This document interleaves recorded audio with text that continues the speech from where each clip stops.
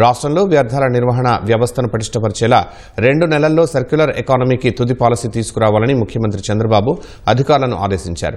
తొలి దశలో రాష్ట్రంలోని 3 ప్రాంతాల్లో సర్క్యులర్ ఎకానమీ పార్కులను ఏడాదిలోగా ఏర్పాటు చేయాలని నిర్దేశించారు.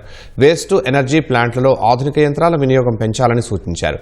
ఈ ఏడాది అక్టోబర్ 2వ తేదీ కల్లా విశాఖ, విజయవాడ, తిరుపతి, రాజమండ్రితో పాటు మరో 17 కార్పొరేషన్లలో సింగిల్ యూజ్ ప్లాస్టిక్ పూర్తిగా అరికట్టాలని సీఎం స్పష్టం చేశారు. సర్క్యులర్ ఎకానమీపై ముఖ్యమంత్రి చంద్రబాబు ఉన్నత స్థాయి సమీక్ష నిర్వహించారు. విశాఖలో 400 ఎకరాల్లో ఏర్పాటు చేయనున్న సర్క్యులర్ ఎకానమీ పార్కును అంతర్జాతీయ స్థాయిలో నిర్మించాలని సీఎం సూచించారు. సర్క్యులర్ ఎకానమీ కింద కేంద్రం సూచించిన 11 రంగాలతో పాటు అదనంగా గనులు, చేనేత, పశుసంవర్ధక శాఖలతో కార్యాచరణ సిద్ధం చేయాలన్నారు. వ్యర్థాల నుంచి సంపద సృష్టి, వనరుల పునర్వినియోగంపైన సమీక్షా సమావేశంలో చర్చించారు. రాష్ట్రంలో పేరుకుపోయిన చెత్తను వెంటనే తొలగించాలని అధికారులను సీఎం ఆదేశించారు. నగరపాలక సంస్థలు, పంచాయతీల్లో జీరో వేస్ట్ లక్ష్య సాధనకు కృషి చేయాలని చెప్పారు. వ్యర్థాల నిర్వహణలో అత్యుత్తమ ప్రదర్శన కనబరిచిన వాళ్లకు ప్రోత్సాహకంగా స్వచ్ఛత అవార్డులను వచ్చే ఏడాది అక్టోబర్ 2 నుంచి ఇవ్వాలని సీఎం ఆదేశించారు. విశాఖ, విజయవాడ, తిరుపతి, రాజమండ్రితో పాటు మరో 17 కార్పొరేషన్లలో క్లాత్ బ్యాగుల వినియోగం పెంచాలని సీఎం సూచించారు. జిల్లాకు 2 చొప్పున రాష్ట్రంలోని పట్టణాలు, పంచాయతీల్లో మొత్తం 52 వేస్ట్ క్లస్టర్లు ఏర్పాటు చేసినట్టు అధికారులు సీఎంకు వివరించారు.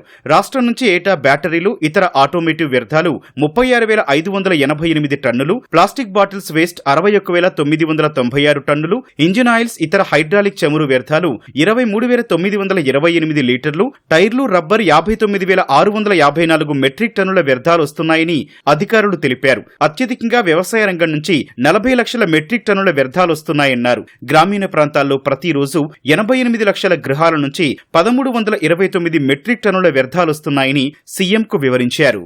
రాష్ట్రంలో సర్క్యులర్ ఎకానమీ సమర్థంగా అమలు చేయగలిగితే జీఎస్డీపీకి ఏడాదికి అదనంగా 15,000 కోట్ల రూపాయలు జతవుతాయని సమావేశంలో అంచనా వేశారు. మరో 10,000 కోట్ల రూపాయల విలువైన మెటీరియల్ ను ఉత్పత్తి రంగానికి సరఫరా చేసే అవకాశం ఉంటుందని సమీక్షా సమావేశంలో అభిప్రాయం వ్యక్తమైంది. ఈ విలువ జోడింపుతో రాష్ట్రం జీఎస్టీ రూపంలో 3,000 కోట్ల రూపాయలు ప్రతి ఏటా ఆర్జించవచ్చని అంచనా వేశారు. ప్రత్యక్షంగా 1,00,000 మందికి ఉద్యోగాలు, 10,000 మందికి మైక్రో ఎంటర్ప్రెన్యూర్లకు అవకాశాలు లభిస్తాయని అభిప్రాయపడ్డారు.